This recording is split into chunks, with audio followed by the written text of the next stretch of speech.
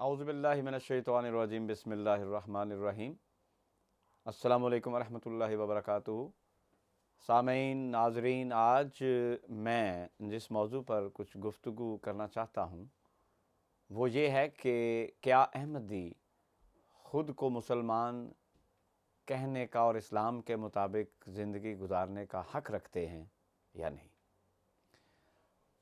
पाकिस्तान में ख़ुसूसन और दूसरी दुनिया में बिलअमूम उलमा इस बात का प्रचार करते नज़र आते हैं कि अहमदियों को, चूँकि वो उलमा जो हमारे अक़ीदे से इख्तलाफ रखते हैं मुसलमान नहीं समझते, इसलिए अहमदियों को ये हक़ हासिल नहीं कि वो ख़ुद को मुसलमान कह सकें या कहें और मज़ीद बरां वो इस्लाम के मुताबिक, इस्लाम के उसूलों के मुताबिक ज़िंदगी गुजार सकें।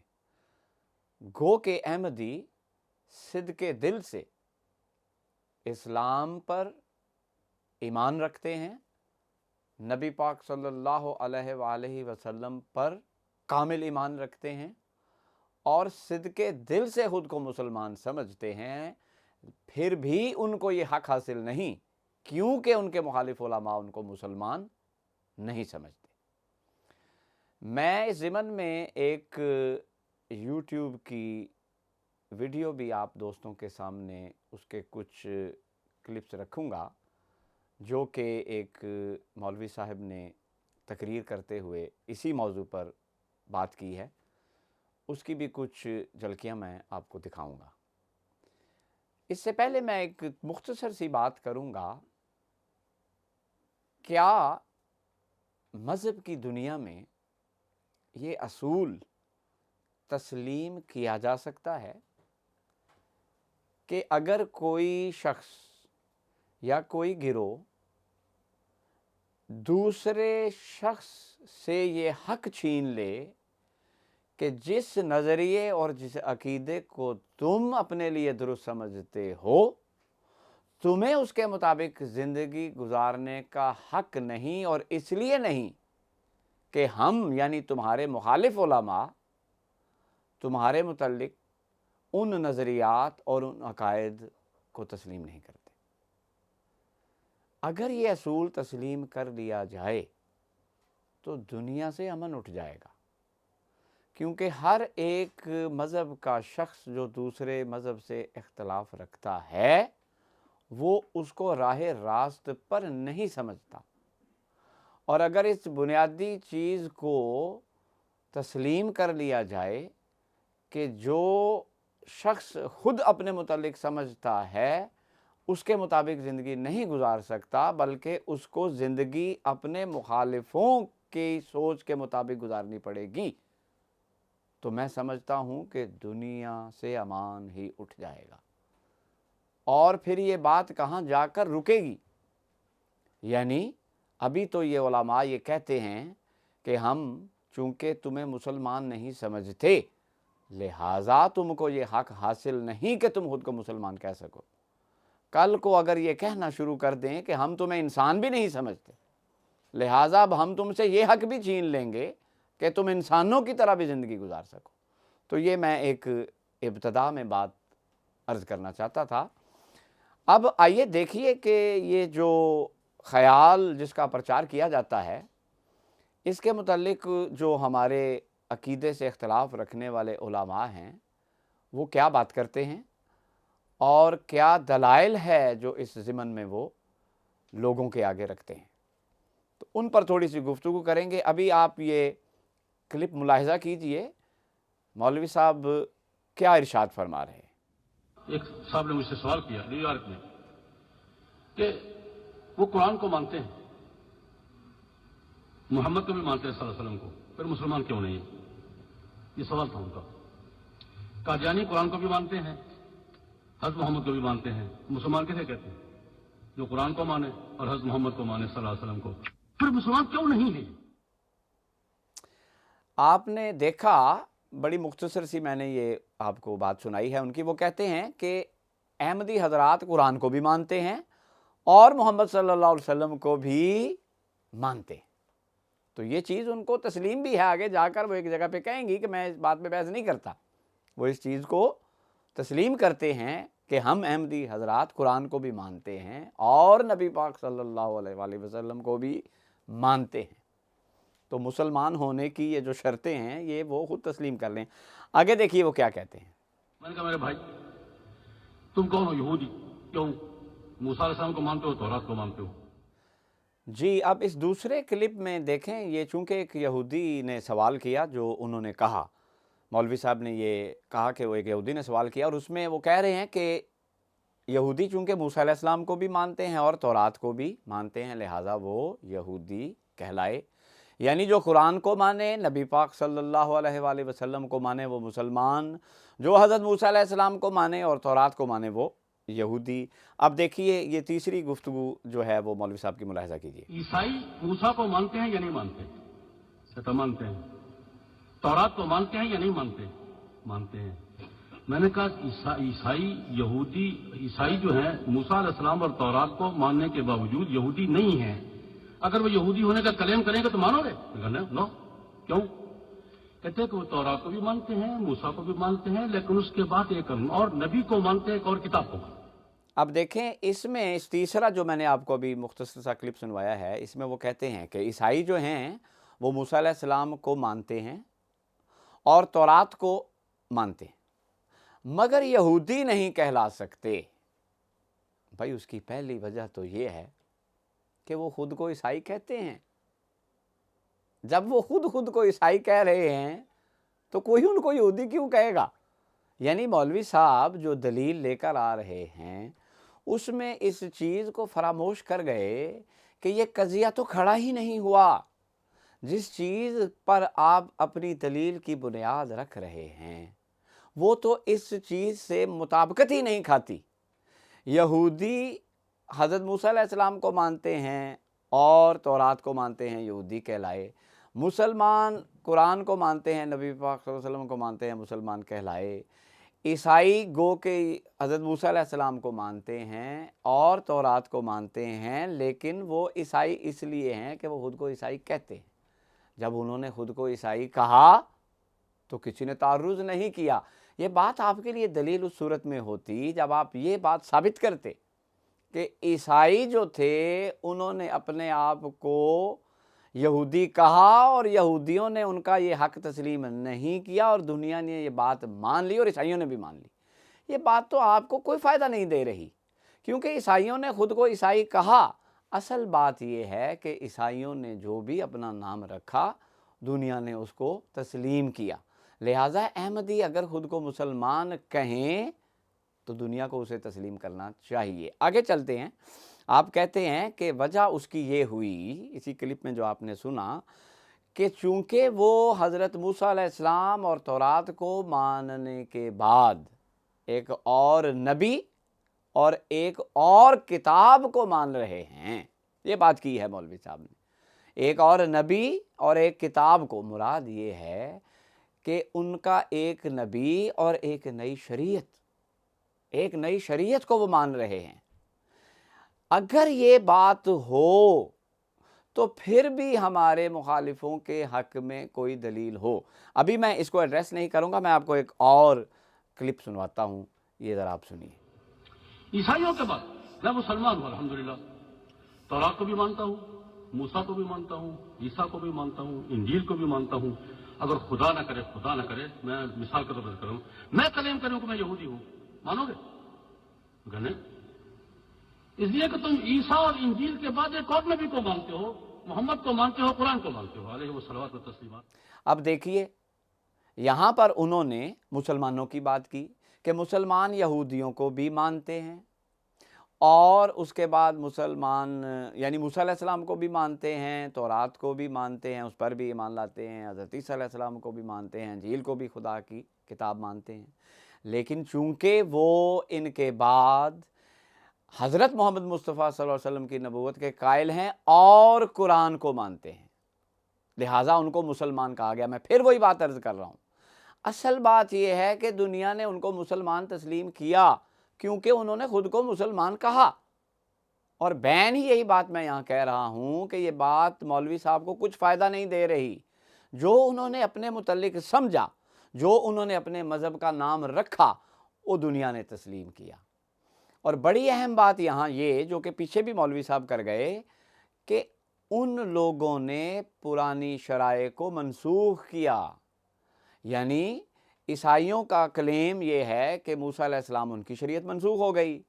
مسلمانوں کا کلیم یہ ہے کہ حضرت موسیٰ علیہ السلام اور حضرت عیسیٰ علیہ السلام کی شریعت جو ہے وہ منسوخ ہو گئی. تو اگر یہ بات احمدیوں میں پائی جاتی، جو کہ بالکل بھی نہیں پائی جاتی، اور اس کا میں آگے آپ کو ثبوت دوں گا، تو پھر بھی ان علماء کے پاس کوئی دلیل ہوتی. ہم حضرت محمد مصطفیٰ صلی اللہ علیہ وآلہ وسلم کی شریعت کے بعد اور کسی شریعت کے قائل نہیں. ہم نبی پاک صلی اللہ علیہ وآلہ وسلم کے نبوت کے سلسلے کو تا قیامت مانتے ہیں. تو یہ بات ان مولوی صاحب کی قطعاً کوئی بھی ہیلپ نہیں کر رہی. اب ایک اور کلپ میں آپ کو سنواتا ہوں اور پھر اس پر میں اپنی رائے کا اظہار کروں گا. جس اصول پر پہلا تسلسل چل رہا ہے وہ حضرت محمد صلی اللہ علیہ وسلم کے بعد اور قرآن کے بعد مرزا غلام احمد کو نبی مان کر اور اس کی کتاب تذکرہ کو وحی مان کر وہ مسلمانوں میں شامل نہیں ہے. اگر حضرت عیسیٰ اور انجیل کو ماننے والے الگ مذہب ہیں، حضرت محمد صلی اللہ علیہ وسلم اور قرآن کو ماننے والے الگ مذہب ہیں، تو اس کے بعد کسی بھی نبی اور کسی بھی وحی کو ماننے والے الگ مذہب ہیں. دیکھیے اس کلپ میں مولانا صاحب نے وہی بات کی ہے، اور اس بات کو پیش کر کے انہوں نے اپنی بات میں بہت وزن پیدا کرنے کی کوشش کی ہے. اور وہ بات یہ کر رہے ہیں کہ جیسے عیسائی حضرت موسیٰ علیہ السلام اور تورات کے بعد حضرت عیسیٰ علیہ السلام کو نبی مان کر ایک اور کتاب پر، ایک اور شریعت پر ایمان لے کر آئے، جیسے مسلمان حضرت نبی پاک صلی اللہ علیہ وسلم کو مان کر قرآن کی صورت میں ایک اور کتاب، ایک اور شریعت پر ایمان لے کر آئے، بین ہی اسی طرح وہ یہ کہہ رہے ہیں، مسلمانوں کی اور عیسائیوں سے مشابہت دیتے ہوئے کہہ رہے ہیں کہ احمدی حضرات حضرت مسیح موعود علیہ السلام پر ایمان لا کر آپ کے بعد ایک اور کتاب تذکرہ پر ایمان لے کر آئے ہیں. شریعت کہنے کی یہاں وہ جرت نہیں کر سکے، کیونکہ یہ ان کو علم ہے کہ میں جھوٹ بول رہا ہوں. احمدی حضرات ہرگز قرآن کے بعد کسی اور شریعت کے قائل نہیں ہیں، اور حضرت محمد مصطفیٰ صلی اللہ علیہ وسلم کے بعد کسی اور ایسی نبوت کے قائل نہیں ہیں جو آ کر محمد مصطفیٰ صلی اللہ علیہ وسلم کے نبوت کے دور کو ختم کر دے. کاش مولوی صاحب نے، یہ میں بڑے ادب سے عرض کر رہا ہوں، اپنے دعوے کے دلائل کے طور پر قرآن کی کوئی ایک آیت یا نبی پاک صلی اللہ علیہ وآلہ وسلم کی کوئی ایک حدیث یا آپ صلی اللہ علیہ وآلہ وسلم کی سیرت کا کوئی ایک واقعہ بیان کر دیا ہوتا اپنی بات کو ثابت کرنے کے لیے. لیکن حقیقت یہ ہے کہ قرآن ہرگز ان کا ساتھ نہیں دیتا. نبی پاک صلی اللہ علیہ وآلہ وسلم نے اپنی ساری زندگی کبھی کسی ایسی شخص کو جو خود کو اسلام کی طرف منسوب کرے یا خود کو مسلمان کہے، یہ نہیں کہا کہ تم کو مسلمان کہلانے کا یا اسلام پر چلنے کا کوئی حق نہیں. اس لیے یہ کچھ پیش ہی نہیں کر سکے. لیکن میں اس خیال کو جو مولوی صاحب نے پیش کیا ہے غلط ثابت کرنے کے لیے، اس کی غلطی کو واضح کرنے کے لیے قرآن کی ایک آیت پیش کرتا ہوں. دیکھیں سورہ بقرہ کی آیت نمبر 87 ہے. اس آیت میں اللہ رب العزت قرآن میں فرماتا ہے وَلَقَدْ آتَيْنَا مُوسَى الْكِتَابَ وَقَفَّيْنَا مِن بَعْدِهِ بِالرُّسُلِ. ہم نے موسیٰ کو کتاب دی اور اس کے بعد پے در پے رسول بھیجے. سورہ بقرہ آیت نمبر 87 یہ اسکرین پر آ رہی ہے، دوست ملاحظہ کریں. کیا کہا مولوی صاحب نے؟ مرزا غلام احمد کو نبی مانا، کس کے بعد؟ نبی پاک صلی اللہ علیہ وسلم کے بعد. پھر کیا ہوا؟ اس کی وحی پر ایمان لائے. حضرت موسیٰ علیہ السلام کے بعد خدا کہتا ہے میں نے پے در پے رسول بھیجے. رسول ہوتا ہی وہی ہے جس سے خدا کلام کرتا ہے. حضرت ہارون علیہ السلام آپ کی زندگی میں موجود تھے. اس کے بعد ایک لمبا سلسلہ چلا ہے انبیاء کا. تو مولوی صاحب آپ اس تاریخ کو کیوں بھول گئے؟ کیوں بولی بالی عوام کو گمراہ کرتے ہیں؟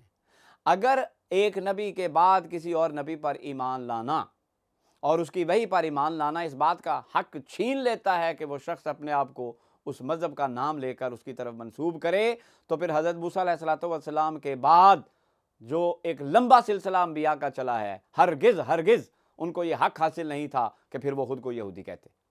لیکن ہرگز یہ بات آپ ثابت نہیں کر سکتے، اور معاملہ ہی بالکل اس کے الٹ ہے. وہ سارے ہی اپنے آپ کو یہودی کہتے رہے، یہودی مذہب کے مطابق عمل کرتے رہے، کیونکہ یہی ان کا دعویٰ تھا اور کسی نے ان کو نہیں روکا. پھر دیکھیں، آپ نے کہا کہ یہ حضرت مرزا غلام احمد علیہ السلام، حضرت مسیح موعود علیہ السلام کی کتاب تذکرہ کو وہی مانتے ہیں. بات یہ ہے، پہلی بات، ہرگز جیسا میں نے پہلے کہا، ہم نبی پاک صلی اللہ علیہ وسلم پر جو شریعت نازل ہوئی، قرآن، اسی پر عمل کرتے ہیں، اس پر ہی ہمارا ایمان ہے اور اسی کو ہم آخری شریعت سمجھتے ہیں.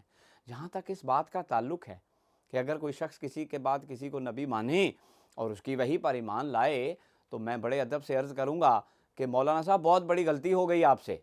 آپ زبور کو بھول گئے. حضرت داؤد علیہ السلام نبی تھے، حضرت موسیٰ علیہ السلام کے بعد آئے، یہودی مذہب پر آئے، اور ان کی وحی کی وہ کتاب چھپی ہوئی ہے، موجود ہے. زبور اس کا نام ہے، قرآن اس کا ذکر کرتا ہے.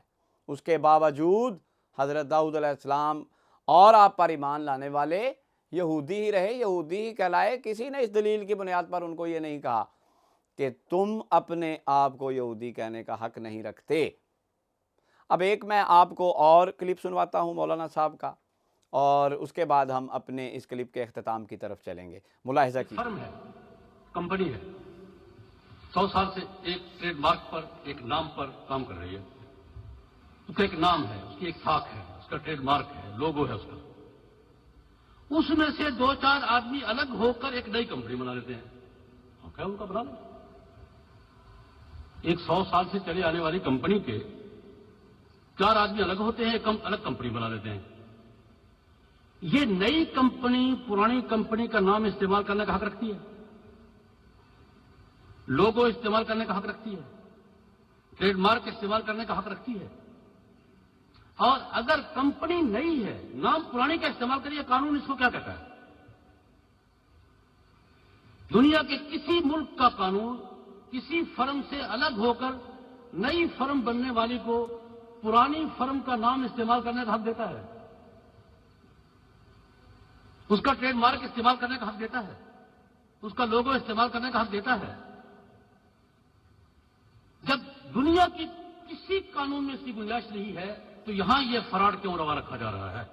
دوستو، یہ ایک بڑی بات اہم ہے، اور بہت سارے مقررین آ کر اسی طرح کی اس سے ملتی جلتی مثال دیتے ہیں کہ ایک کمپنی ہے اور وہ پیٹنٹ ہوئی ہے اور کمپنی رجسٹرڈ ہے. یہ آپ نے مولوی صاحب کا سارا کلپ جو ہے سن لیا ہے، اور اس میں ایک چیز بڑی اہم ہے. وہ بار بار یہ بات کر رہے ہیں کہ وہ لوگ جو ایک 100 سال پرانی کمپنی میں شامل تھے، اب ایک نئی کمپنی بنائیں.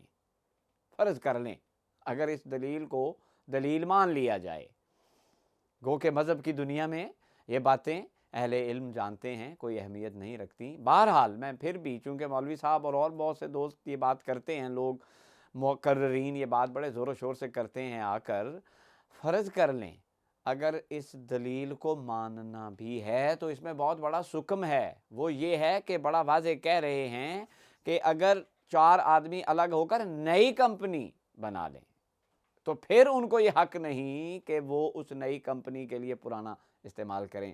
یہ بات میں پہلے بھی کہہ چکا ہوں، میں ابھی بھی کہوں گا اور بار بار کہوں گا، اور جماعت احمدیہ کا ہر فرد یہ بات کرتا ہے، اور اس بات پر ہماری جماعت پچھلے 100 کم و بیش 25 سال سے ڈسکریمنیشن کا شکار ہے. ہم نے ہرگز کوئی نیا دین، کوئی نیا مذہب نہیں نکالا.